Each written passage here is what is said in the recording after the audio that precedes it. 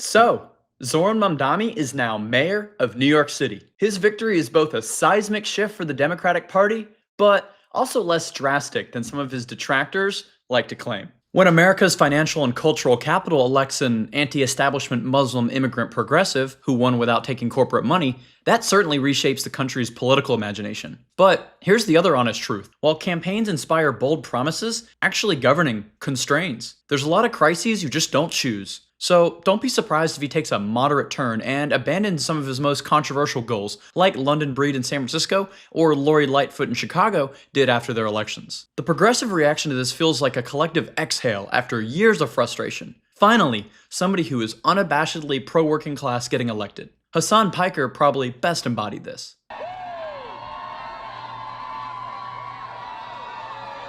Of course, many aren't popping champagne over his election, with Republicans and conservatives calling him an outright communist and the beginning of the end for New York City. New York will now be a live policy lab. If his pilots on housing, transit, and worker standards show results, they'll spread. If they instead result in a business and human exodus, they'll be cautionary tales. One thing I found pretty interesting here was the outsized impact of young voters compared to an average election. Almost 20% of NYC voters were Gen Z, and Mamdani won them, 68%. His campaign eschewed traditional TV ads, conducted almost entirely on WhatsApp, Discord, and TikTok live streams. But the real question is, what do you think about all this? Tell us your thoughts down in the comments below.